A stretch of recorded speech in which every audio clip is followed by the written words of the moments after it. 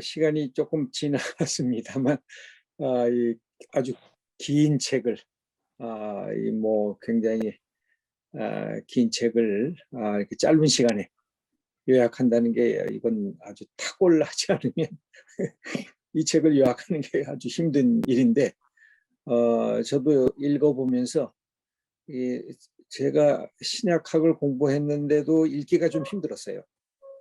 이 부분이 로마 제국 시대의 모든 사회적이고 또 경제사적인 현장의 것들을 이렇게 끊임없이 발굴해내면서 이게 연결하고 있기 때문에 그래서 제가 소제목을 어떻게 뽑았는가 이렇게 관심을 가지면서 쭉 읽어보았는데 아마 논의할 것이 굉장히 많을 것 같습니다. 예. 뭐 이런 사회사적인 측면에서 갖고 있는 방법론이 신학적 방법론과 어떻게 조화가 되고 과거에는 충돌이 됐는데 이거 어떻게 승화시킬 수가 있겠는가 하는 접근 방법론부터 시작해서 또는 가난한 자와 부유한 자가 어떤 관계 속에서 있었는가, 특별히 고린도 교회, 저도 제가 전공한 게 고린도고 기독교 서회에서 고린도전서 주석을 썼는데 이 고린도 교회가 갖고 있는 그 상황이 도대체 어떤 위치에 와 있는가, 또 그러면서 이 사회적 맥락성이 어떻게 연결되어져 있는가 하는 것이 많은 논의의 대상이 될 것 같습니다.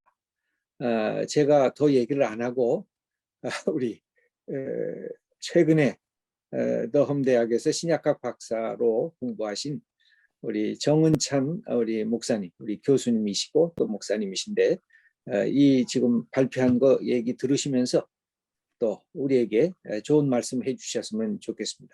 정은찬 교수님에게 잠시 시간 뭐 한 10분 정도 드리면 될까요? 예, 말씀해 주시면 감사하겠습니다. 네, 감사합니다. 초대해 주셔서. 제가 헤드셋을 쓰고 있으면 사람들이 스포츠 중계를 하러 나왔느냐라고 하는데 스포츠 중계를 하러 나온 건 아니고요. 1세기 기독교 공동체에 대한 이야기를 조금 중계해 보려고 합니다.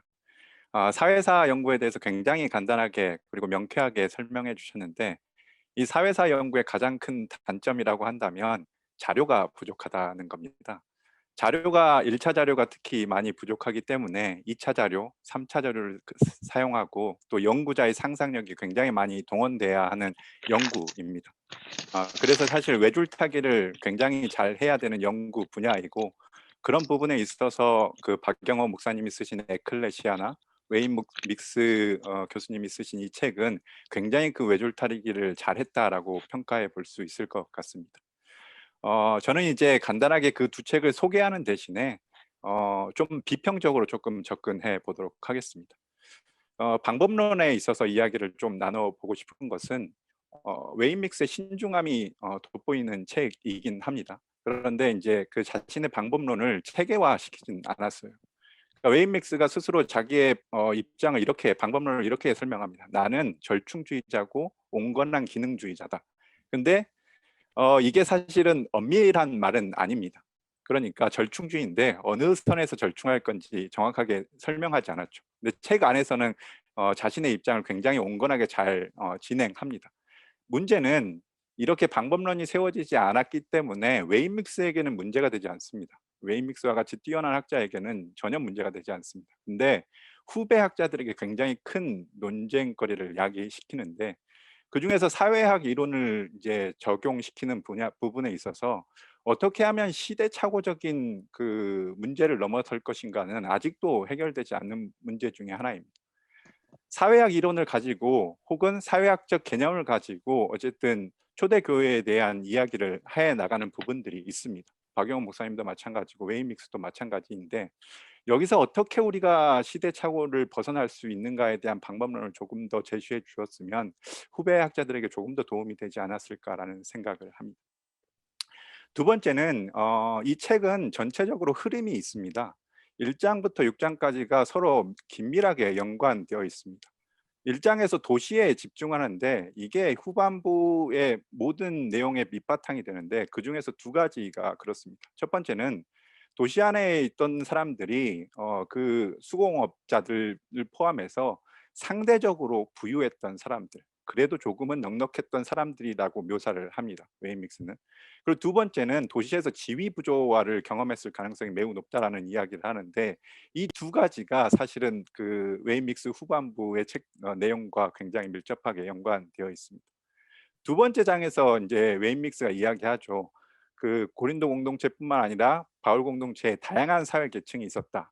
이 배경이 되는 게 사실 1장의 이야기이고, 그뿐만 아니라 웨이믹스의 독특한 점이라고 한다면 지위 부조화를 경험했던 사람들이 고린도 교회에 있을 것이다라고 이야기했는데 그 사실 배경이 사실 1장에서 어느 정도 설명되고 있는 겁니다. 그리고 2장에서 설명하고 있는 굉장히 다양한 계층의 사람들이 있었다라는 이 주장은 그 나머지 주장과도 굉장히 밀접하게 연관되어 있고, 이 사회사 연구에서 굉장히 독특한 점 중 하나라고 본다면 다양한 증거들이 있는데 이 증거들이 서로 긴밀하게 연관되어 있습니다. 그렇기 때문에 증거가 조금 부족해도 이 증거를 합하면 전체 그림을 어느 정도 잘 그려볼 수 있습니다.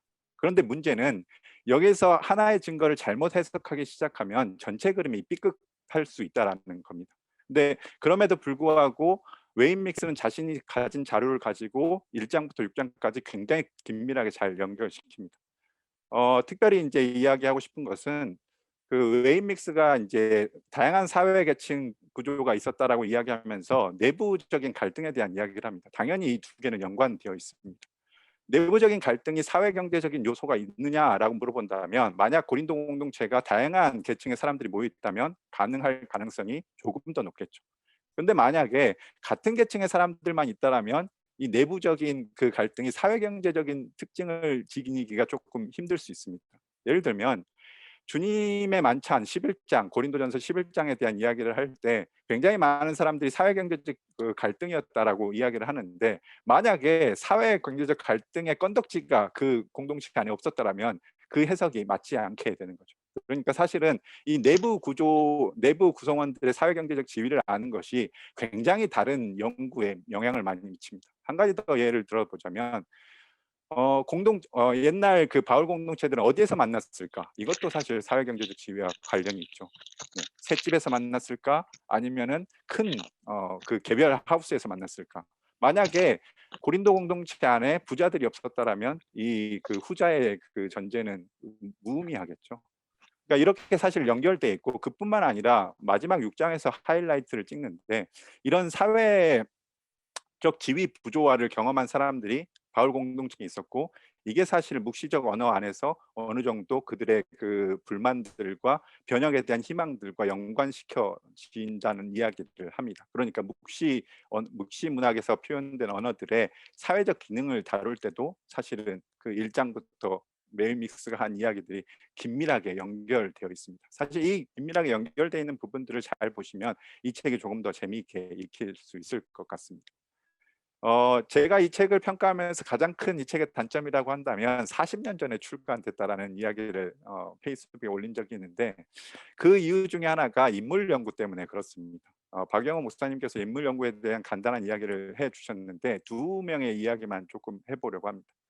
에라스도에 대한 이야기가 굉장히 그 보편적으로 에라스도가 굉장히 높은 지위에 있었을 것이라는 가정에 출발한 책들이 있습니다. 로버트 뱅크스가 주로 그런 전제에 출발하죠. 위험한 전제입니다. 박원영 목사님께서도 굉장히 그 책에서 에클레시아라는 책에서 굉장히 잘 지적해 주셨는데 그게 그 사람이 굉장히 사회적 경제적으로 높은 지위에 있을 수도 있지만 낮은 지위에 있었을 수도 있는 사실은 표현이 쓰이고 있는 것입니다.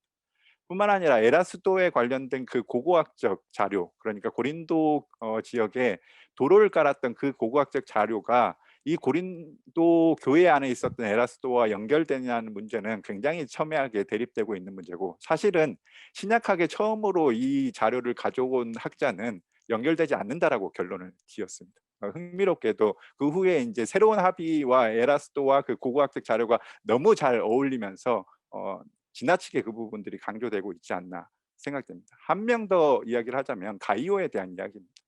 가이오에 대한 이야기는 딱 그 헬라어 단어 하나로 표현할 수 있을 것 같아요.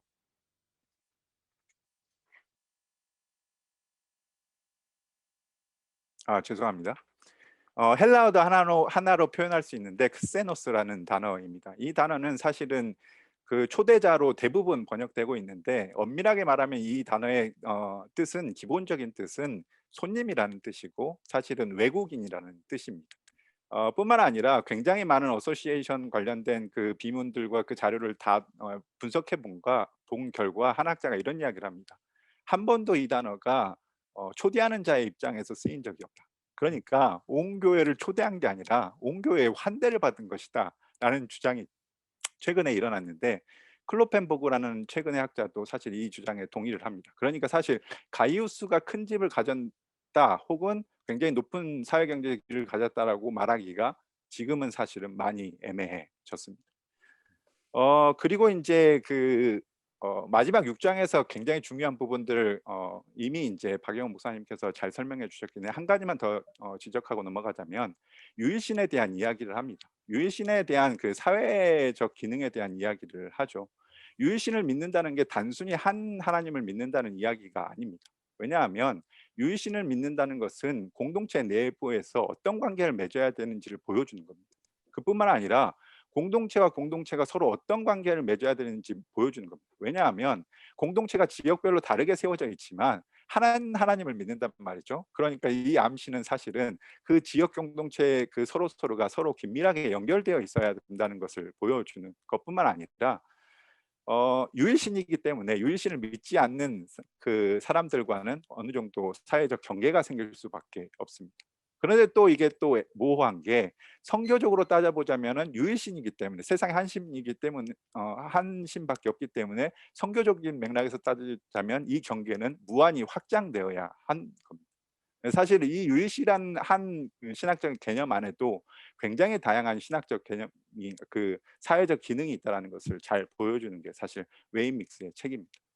웨이믹스의 책의 단점을 하나 더 가져오자면 이 책은 공동체 바울이 가지고 있었던 공동체 이상과 실제적 공동체의 모습을 확실히 이제 구분하지 않는 모습이 보이는데 이 부분은 조금 타이센이 지적한 것처럼 사실은 어느 정도 구분지어야 하는 부분이 있습니다. 그런 부분들이 조금 아쉽다라고 이야기할 수 있겠고 박영호 목사님의 책을 오늘 사실은 소개하신다고 했는데 아마 시간이 없어서 못 하신 것 같은데 제가 아마 대신 소개를 해 드려야 될 것 같습니다. 에클레시아라는 이 책은 굉장히 에클레시아 이 단어를 잘 연구한 책이라고 보여집니다.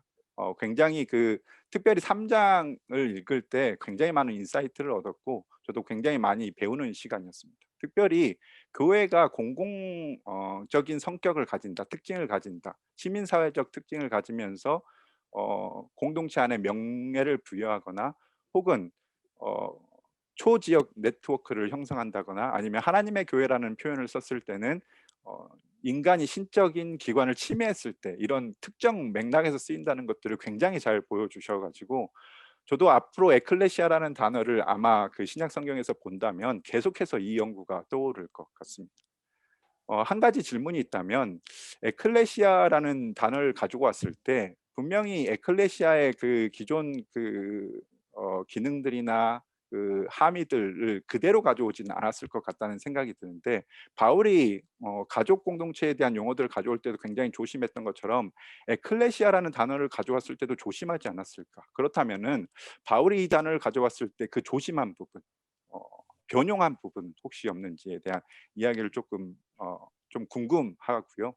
두 번째는 그 명예에 대한 이야기를 나눌 때 사실 에클레시아라는 단어가 고린도전서 12장에서도 쓰이는데 이때는 그 명예 수치 문화에서 본다면 명백히 반문화적인 특징을 가지고 있습니다. 왜냐하면 굉장히 작은 자에게 명예를 부여하라고 이야기를 하는데 이것은 정면으로 그리스 로마 사회의 그 문화를 반박하고 있는 것과 같은 뉘앙스를 띱니다. 이런 맥락에서 보자면 명예를 부여하는 방식으로 반문화적인 바울이 전략을 선택했는지 그 에클레시아라는 단어와 같이 나오면서 그런 가능성은 없는지에 대한 이야기를 조금 드려보고 싶고 또 바울이 이제 에클레시아라는 단어를 가지고 오면서 지역적 독특성을 존중했나 아니면은 보편성을 더 강조했나 이런 부분을 좀 여쭤보고 싶습니다. 또한 이제 마지막으로 한 가지 비평적으로 이제 물어야 할 것은 가정교회에 대한 이야기를 박영호 목사님께서 굉장히 잘 해주셨지만 조심스럽게 해주셨지만 고린도 교회에 가정교회가 있었느냐라는 문제를 놓고 따지고 보자면 증거가 그렇게 많지 않다라는 생각이 듭니다. 그러니까 그 에클레시아라는 전체 모임이 있었고 그 밑에 하부 모임이 있었을 가능성은 있다라고 인정을 하는데 그게 가정교회 모임이었느냐라고 묻는다면 저는 증거가 많지 않다라는 생각이 조금 들고요. 아까 가이우스에 대한 연구에서 말씀드린 것처럼 집이 그렇게 있었던 사람들, 그 페이트론이 과연 고린도 교회에 있었느냐라고 물어본다면 이 부분도 증거가 명확하지 않을 것 같다라는 생각이 조금 듭니다. 시간이 없어서 여기까지만 예, 하고 마치도록 예, 하겠습니다. 예, 여러 가지 자세한 이 물음과 또 이 장점뿐만 아니라 문제에 대한 비판적인 그 고찰을 해 주셨습니다. 특별히 당대 2000년 전에 이 사회사적 그 흔적들을 얼마나 잘 뽑아낼 수 있겠는가. 그게 자료가 없다고 하는 게 다 공감 두 분이 하셨던 부분인데 그 자료를 너무 또 확대하는 경향성, 그러니까 그것을 성경에 나오는 자료와 연결시키는데 분명히 어려움이 있을 텐데 빨리 이것을 결합시키면서 생겨지는 당대의 자료에 대한 오독 같은 거, 잘못된 독해 같은 게 분명히 나타날 것으로 보여지는데 그런 부분은 어떠한가 하는 또 질문, 또 에클레시아에 대한 또 질문이 좀 있었습니다. 일단 우리 박영호 목사님의 좀 대답을 함께 들어보면서 여러분들하고 같이 남은 시간 토의하도록 그렇게 하겠습니다. 예, 박영호 예, 목사님. 예, 감사합니다. 우리 정 박사님 아주 좋은 질문 감사하고요. 아주 저도 많은 통찰을 넣습니다. 이걸 제대로 다 대답하려면 오늘 다 끝나도 안 될 것 같기 때문에 간단하게만 말씀드릴게요. 필요하면 또 다른데 다시 우리가 좀 논의를 하기로 하고요. 바울이 에클레시아 모든 단어가 다 그렇지만 바울이 에클레시아라는 글을 가지고 오면서 조심했던 부분들이 있던 것 같아요. 그러나 시나고그라든지 하우스홀더라든지 이런 부분에 대해서 비해서는 아주 예외적으로 파지티브한 이게 약간 허술할 정도로 그대로 가져오는 느낌들이 있는 게 사실이고요. 저는 이제 개인적으로 제가 좀 더 공부하고 싶은 부분이 그 부분인데 사도행전 19장에 나오는 에베소의 에클레시아, 그 혼란, 퇴락한 그리스 민주주의의 뒷모습이라고 하는 문제의식이 사도행전은 분명히 있는 것 같은데 바울에게서 그런 부분을 발견할 수 있을까? 어쩌면 데살로니가인들의 교회 에클레시아라고 했을 때에 에클레시아의 본래 이상의 상당 부분을 바울이 수용을 하고 그 이상을 지금 현존하는 에클레시아가 감당하지 못하므로 실제로 인간의 가능성이 제대로 피어나는 에클레시아는 하나님의 에클레시아다라고 하는 말을 바울이 하고 싶었던 게 아닌가라는 생각이 들고요. 그리고 이제 적어도 에클레시아라는 면에 제가 초기에 조금 초반에 잠시 이야기했는데 에클레시아라고 하는 면에서는 그리스와 로마는 많이 다른 것 같습니다. 그리스와 로마는 다르고 그리스는 최소한 시민들 사이에서 평등이라고 하는 굉장히 이소노미아 같은 개념들이 굉장히 중요했고 그 로마는 페이트로니지 후원제를 중심으로 한 위계적인 질서가 훨씬 더 강했기 때문에 어떤 바울 안에 그런 고전적인 그리스적 가치들을 적극적으로 수용하는 면이 훨씬 더 많았고 그게 어떤 지점에서는 로마의 체제에 대한 크리티시즘으로 비판으로 기능하는 부분이 있지 않았을까 해서 반문화라고 해도 그 반문화가 하늘 아래 한 번도 없던 어떤 개념을 바울이 가져와서 했다기보다는 그리스의 전통적인 아이디어를 갖고 그리스의 현실, 그리스 지역의 그릭 이스트의 현실 혹은 로마 제국의 현실을 비판하는 어, 이렇게 역사 내적인 어떤 흐름을 갖고 다른 흐름을 비판하는 그런 좀 더 미묘한 부분에 있지 않는가 하는 생각이 들어요. 그리고 크세노스 굉장히 중요한 재미있는 통찰이고요.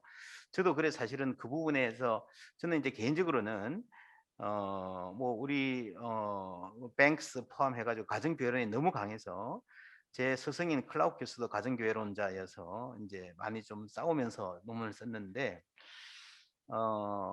좀 사이를 벌리고 싶었고 금방 말씀하셨던 그런 진짜 고린도 교회도 그거를 가정교회라 할 만한 어떤 그런 유닛가 존재했는가 하는 거는 저도 사실은 좀 회의적이에요. 그러나 제가 여기 논문에서도 살짝 이야기했는데 가이오라는 말을 쓰는 것은 그냥 하나의 편의상 알리아스 그런 정도의 주택 소유자가 있었을 가능성을 상정을 하고 가요라는 이름을 편의상 쓴다라고 해서 썼고요. 그 크세노스라는 부분에 대한 이야기 굉장히 재밌고 앞으로 좀 공부해봐야 될 부분인 것 같습니다.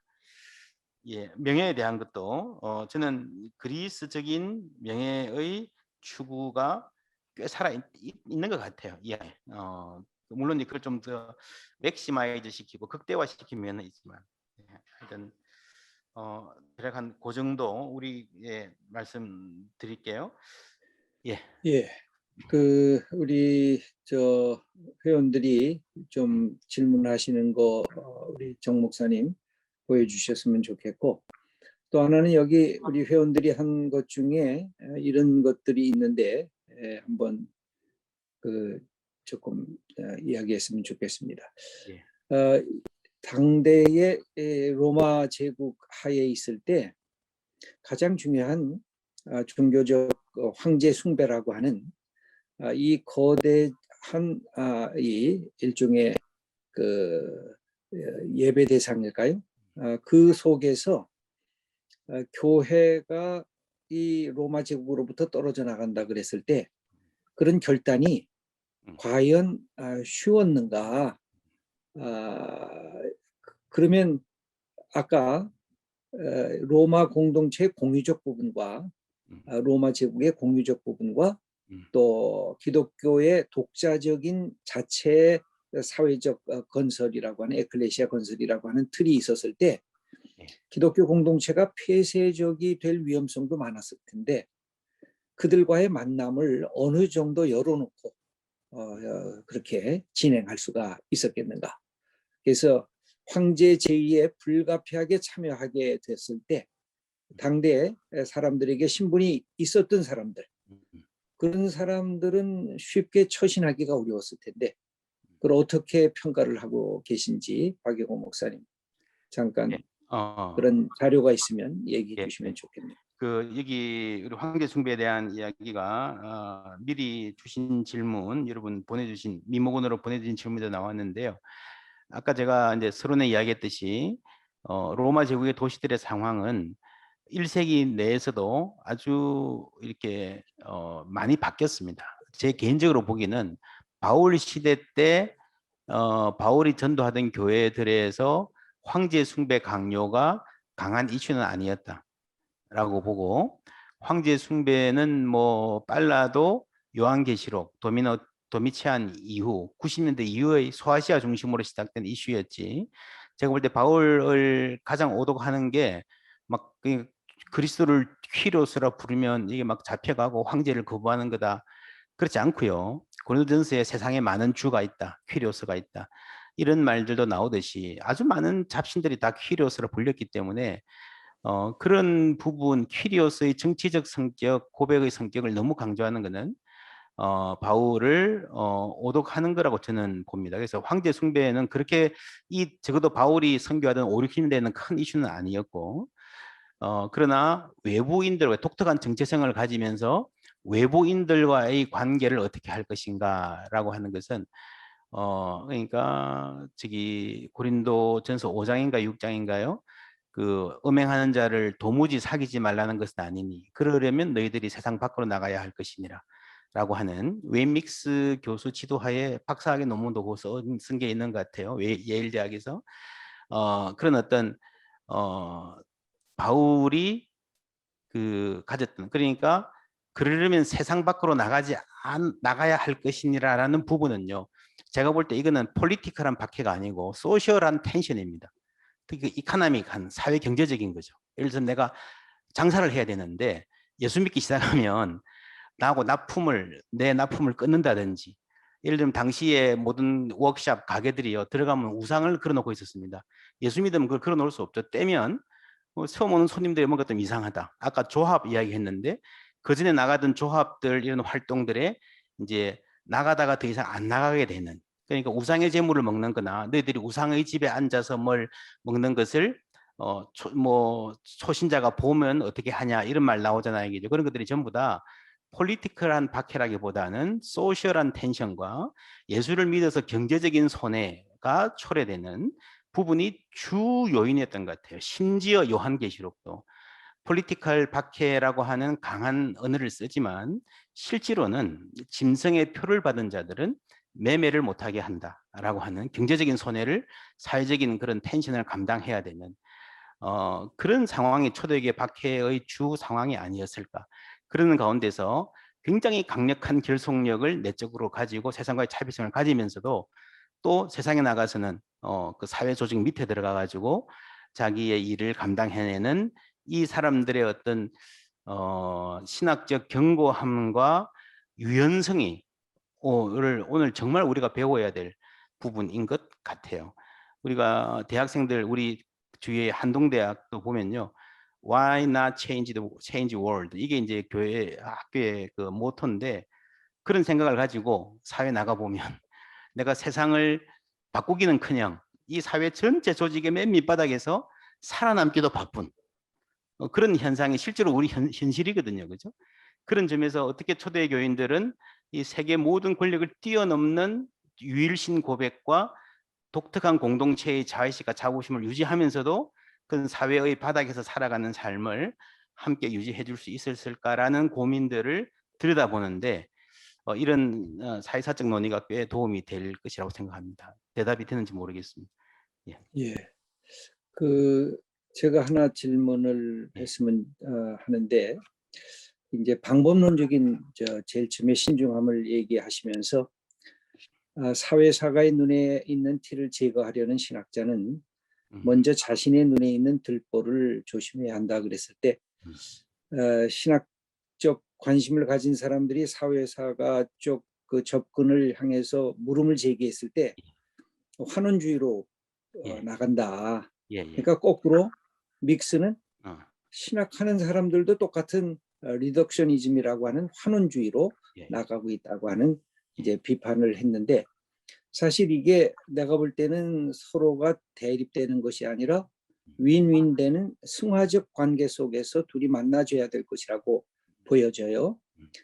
이제 이게 하나 전제고 그 다음에는 사회사적 접근에 있어서 아까 우리 정 교수님이 말씀하신 이 자료가 부족한데 그것을 확대하는 이 사회사적 해석의 위험성.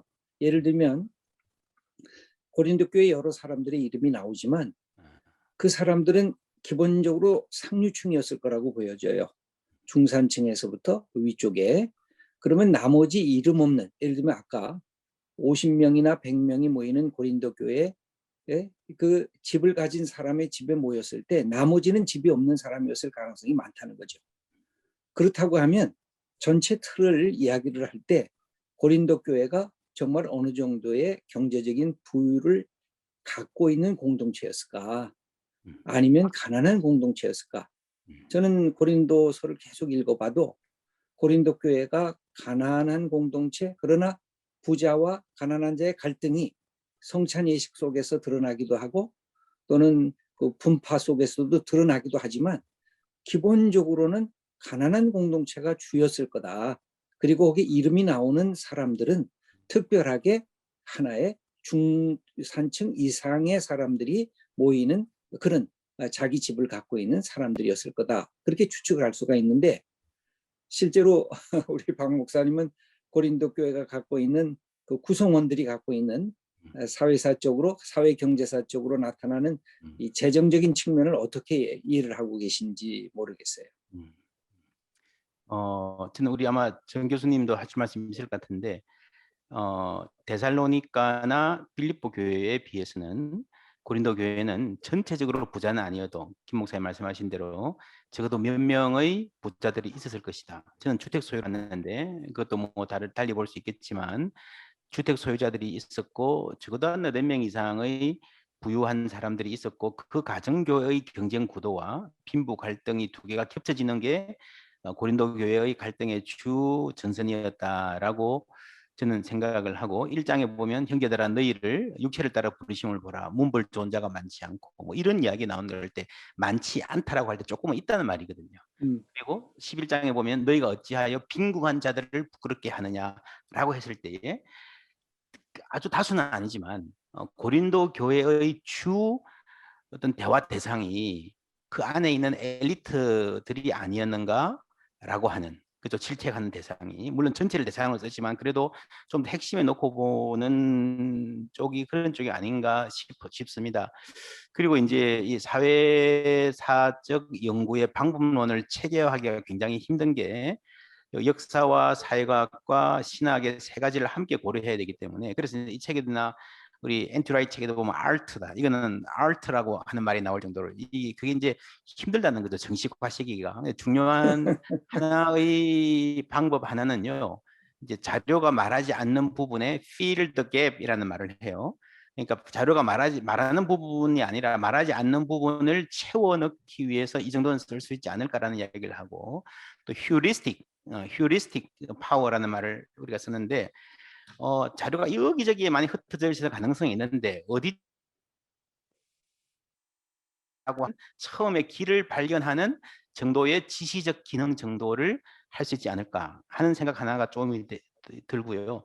그리고 이제 여기 사회사 연구에서 치열하게 논쟁되는 게 자료가 부족한데 그 부족한 자료를 가지고 너무 확대 해석해서 부풀려서 오버유즈하는 문제가 어디에 있는가라고 하는 그런 자의식이거든요. 예를 들면 고고학 연구가 몰피 오코너라는 학자가 이렇게 뭐 한이 굉장히 많이 진행됐는데 요즘에는 이 고고학적 연구가 그 모이는 장소, 초대교회 모이는 장소를 에 대한 고고학적 연구를 다시 들여다봐야 된다. 너무 우리가 한계가 많은 연구였다라고 하는 그런 자의식적인 비판도 많이 나오는 것 같아요. 그리고 이제 가정교회 아까 정 박사님도 말씀하셨는데 가정교회 초대교회는 전부 다 가정에서 모였다라고 이야기하는데 그렇게 이야기하고 들여다보니까 너무 다른 많은 그걸로 설명 안 되는 부분이 바울의 텍스트에 많이 나오는 거예요. 그래서 이제 요즘에는 전부 다 가정에서 모인 게 아니고 제3의 장소, 꽤 많은 사람이 모여주는 제3의 장소도 많이 있었을 것이다라는 쪽으로 전체적인 흐름이 바뀌어서 분명한 거는 이게 1983년에 그 웨인 믹스가 이 책을 쓸 즈음에 독일에서 클라우크 제 지도 교수님이 이제 가정교회에 대한 책을 써가지고 한 3, 40년 가정교회가 굉장히 크게 유행을 했었는데 그 가정교회론도 이제 거의 좀 대세에서는 멀어지는 그런 분위기 아닌가 하는 그런 느낌이 들어요. 정 박사님 어떻게 생각하시는지 잠시 여쭤보고 싶네요. 네. 저는 바울 공동체 안에 있던 사람들의 사회경제적 지위를 논할 때 박영호 목사님께서 제시하신 문제 의식을 굉장히 100% 공감하는 부분이 너무 많은 사람들이 고린도 교회를 모델로 해 가지고 바울 공동체 전체로 확대시켜 가지고 고린도 교회에 어느 정도 사회경제적 지위가 있었던 사람들이 있었으므로 '다른 공동체에도 있었을 것이다.'라고 전제하는 것은 문제가 굉장히 크다라고 보고요. 고린도 교회에 한정해서 보자면 인물 연구가 주로 명시적인 증거로 이제 많이 쓰였는데 저는 '그럴 수 없다.'라는 생각이 굉장히 크고요.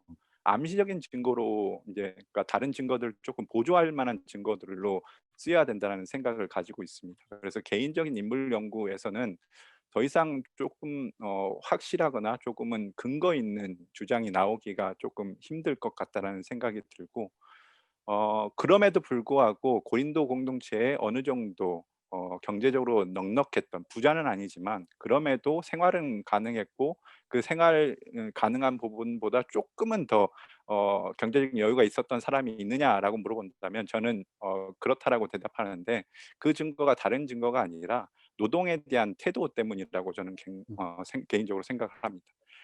예를 들자면 데살로니가 교회는 노동에 대해서 굉장히 긍정적인 태도를 가집니다. 노동하라고도 권면하기도 하고 자신의 노동을 이제 자랑스럽게 이야기하기도 하고. 그런데 고린도 교회에 가면 그 자신이 노동한 부분이 있어서 자신의 그 고통 목록, 고난 목록에 넣거든요. 그러니까 사실은 데살로니가 교회 교인들에게는 자신의 노동이 굉장히 자랑스러웠고 긍정적인 태도가 공유되었던 반면에 고린도 교회 공동체하고는 전혀 그게 공유되지 않았고 오히려 인제 그게 부끄러운 일이란 것이 인제 그 고린도 교회 입장에서는 아마 그렇게 생각되어졌을 가능성이 높다라는 생각을 하는데, 이게 중요한 게 로마 경제사가들이 인제 엘리트 문화하고 그냥 일반 문화를 구분할 때 가장 중요한 자료가 뭐냐, 무슨 태도가 이 둘을 경계짓는 데 중요하냐라고 물었을 때 노동에 대한 태도를 하나로 들거든요. 그러니까 그 당시에 많은 이제 엘리트 문화에 그 길들여졌던 사람들, 그것을 따랐던 사람들은 노동을 굉장히 업신여겼던, 굉장히 비난했던, 아예 노예적이라고 표현했던 그 문화가 있었고, 그런데 인제 그 실제로 노동했던 사람들은 자신들의 노동을 굉장히 자랑스럽게 여기고 그 자신들이 가진 기술에 대해서 인제 비문에 남기기도 했거든요. 그러니까 이런 태도를 볼 때 데살로니가 교회하고 비교해 보자면 비교적으로 고린도 공동체가 조금 더 경제적인 상황이 나았을 것이라고 이야기해 볼 수는 있겠지만, 그럼에도 불구하고 인물 연구를 통해서 그것만을 기반으로서 인제 그 고린도 공동체에 엘리트들이 있었다라고 주장하기는 조금 힘든 시대가 되지 않았나라는 생각이.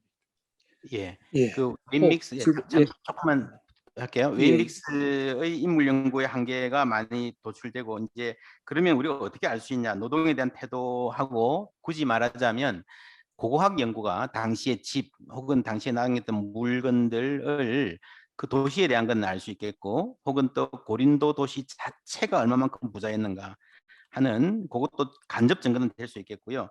그리고 또 하나는 이제 파피루스 증거들이 이집트 지역에 주택 세금을 거두고 재산을 조사했던 파피루스들이 꽤 많이 남아 있습니다. 그래서 그런 것들이 로마 경제사에서는 그걸 데이터베이스화 다 되어 있기 때문에 대략적인, 그러니까 우리가 이 교회뿐만 아니라 로마 제국 전체의 경제사 부분에서는 이 소셜 프로파일 부분이 굉장히 많이 발달돼 있고 그 부분을 많이 받아서 신학학자들이 연구하고 있다 하는 정도의 말씀드리겠습니다.